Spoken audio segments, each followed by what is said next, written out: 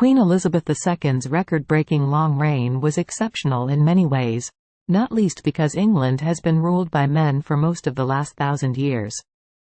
Until recently, the crown was passed to the monarch's eldest son, and daughters were married off to royals in other countries. But in most other social mammals, females commonly remain and breed in their birth groups, inheriting the status and territory of their mothers, while sons leave to find unrelated partners elsewhere. Social relationships between resident females vary but are often supportive. For example, in African elephants, females assemble in family groups and older females are usually dominant over younger ones. Overt competition is rare, and relationships between matriarchs and younger females are relaxed and supportive. Elephant matriarchs act as reservoirs of information about where to find food and water, and their presence is particularly important in times of famine or drought. Where species live in larger groups that include members of several families, as in yellow baboons and spotted hyenas, competition for status and resources can be more common, and females often support close relatives in clashes with other families. Daughters frequently inherit their mother's social rank. All members of some families may be consistently dominant to others, often enjoying higher breeding success and survival as a result. But females aren't always tolerant or supportive. In the meerkats that I have studied in the Kalahari Desert in southern Africa for the last 30 years, one dominant female monopolizes breeding in each group, producing up to 3 litters a year for up to 10 years. Their daughters and sons initially remain in their mother's group and help to feed and protect their younger siblings. Queens go out of their way to prevent their daughters from breeding successfully. Early in my career, I was astonished to see one of my favorite meerkat queens emerge with blood on her muzzle from her group's sleeping burrow, where her eldest daughter had just given birth. This meerkat queen was pregnant at the time. She went back down and soon emerged with a dead pup that was still warm, then returned and brought up 3 more pups that she had just killed. My team's later work showed that one of the most common causes of pup death was infanticide by pregnant females, and studies of several other social mammals have revealed similar trends. Killing your own grandchildren may not sound like a recipe for evolutionary success, but it often makes sense for pregnant female meerkats. If groups can only rear a small number of pups, queens will increase their genetic contributions to future generations if they suppress pups that will compete with their own offspring. Daughters share 50% of their mother's genes, while grandchildren only share 25%, so it is in the queen's best interests to make sure that their groups raise their daughters rather than their granddaughters.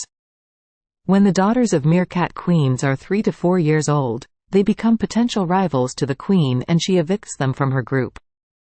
As members of other meerkat groups don't allow emigrating females to join them, evicted females either found new groups with wandering males or, commonly, die in the attempt. When a queen eventually dies, the other females in her group fight to inherit her position. The oldest and heaviest female usually wins, taking over the queen's status, breeding role and territory before starting to evict her sisters. And what about the queen's sons? In most mammals, mating with a close relative creates weaker and less healthy babies and reduces the breeding success of females. So female meerkats avoid mating with their sons, brothers, and other relatives. Males are usually less particular about who they mate with because they do not pay the same costs of raising young. However, where the females in their group are relatives and won't mate with them, they need to leave their birth groups to find willing partners. Unlike females, male meerkats voluntarily go walkabout, either replacing males in other groups or shacking up with evicted females and attempting to found new groups. A similar tendency for females to avoid breeding with close relatives and for males to leave their birth groups to find willing partners elsewhere is common in many other mammals, including many species where males are substantially larger and stronger than females, like lions and baboons. But females don't always stay at home, and males don't always wander. There are some mammals where the situation is reversed. These include a number of bats, horses, monkeys, and all 3 African apes. For example, female gorillas often leave their birth groups to breed in other groups while males may stay and breed there, inheriting the breeding position from their fathers. A feature of many these species is that resident breeding males or groups of related males hold their positions for relatively long periods, longer than the age at which most females reach sexual maturity. So one explanation is that females need to leave their birth groups to find unrelated breeding partners. Males in these species don't need to leave, as immigrant females willingly mate with them. A preference for male succession is widespread in many human societies and is often attributed to the need for monarchs to be battle leaders and the greater strength and fighting ability of males. However, African apes are our closest living relatives, and they all form groups where females leave but males remain. This suggests dispersing females and resident males may have been the ancestral norm in hominin societies too. If so, it may be because females dispersed to avoid inbreeding, rather than because of differences in strength and fighting prowess between the sexes.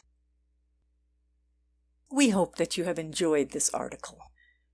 For over 30 years, we at Inner Self have sought to encourage new attitudes and new possibilities. For more inspiration, visit us at innerself.com. Thank you.